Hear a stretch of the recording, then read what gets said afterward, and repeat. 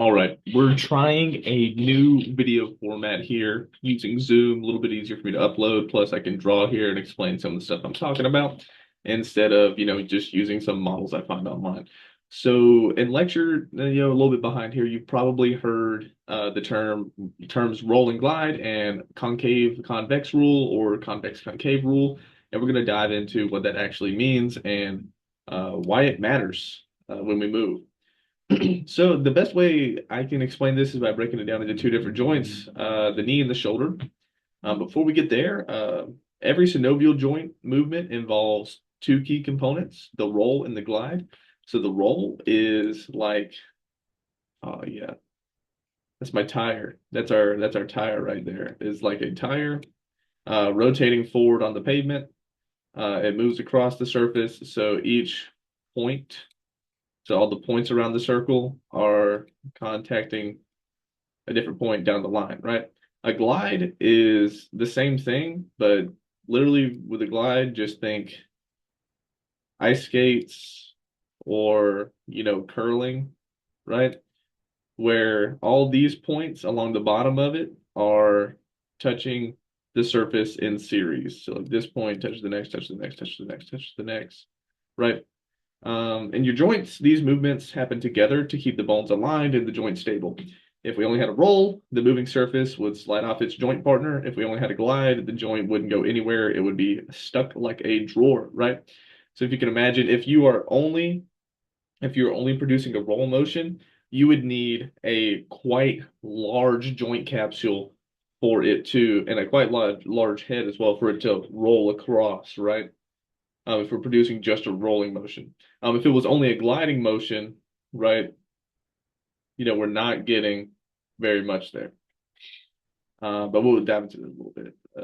It's a little bit hard to picture. But what it does allow is a smoother movement, right? So we're going to go to the convex on concave rule.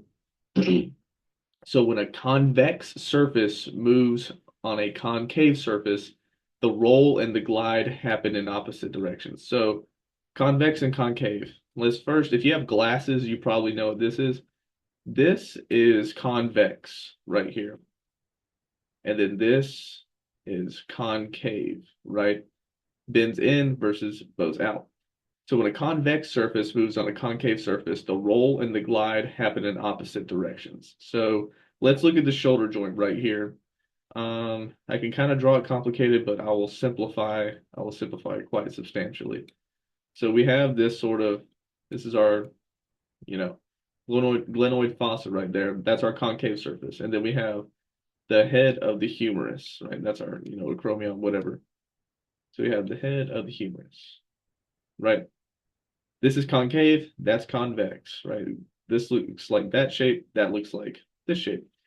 Um, so why does it occur in opposite directions? So if we imagine the humerus rotating up like that, if it roll, it's going to initially roll, right?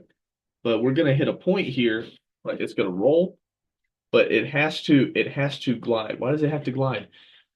Because it's going to run out of space. So let's look at what the humerus looks like when we're more in this position. Now, this is in the absence, let's just think for a second in the absence of our scapula moving, right? Because now we got multiple joints moving, that's hard to picture. But when the humerus is looking a bit more perhaps like this in the joint capsule, how do we get there, right?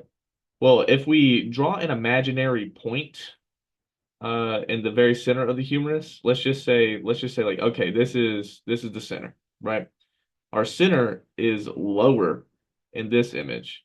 And the reason is it's because it has to physically move down. So if we rotate up right here, but the center point has to move down to facilitate the motion going upward. Um, let's see. So like it literally looks like this. You're going to come up here, but this point of the humerus, can you see that? It's going to hit right here, right?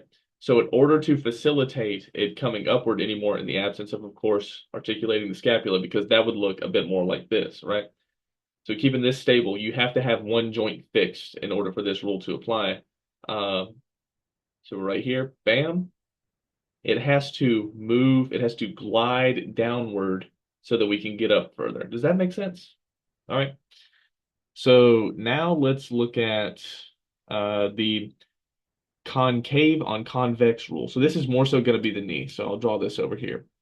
So your knee kind of looks like this. We have our tibia, right? Oh yeah, that's beautiful. Here's our tibia, and then here is our femur. Right, we have two heads, whatever. That's the basic idea. So now we have tibia, now we have femur. Femur is going to be fixed as well, right? But when concave moves on convex, the roll and glide happen in the same direction. So this is stationary, this doesn't move. Tibia, let's just say it moves upward in this scenario. So we're rolling upward, right? And the glide happens in the same direction. Well, if we think about how this is moving, why would it move in the same direction? We're rotating up and we're actually gliding upwards as we do it. Imagine if it happened in opposite directions, you would glide.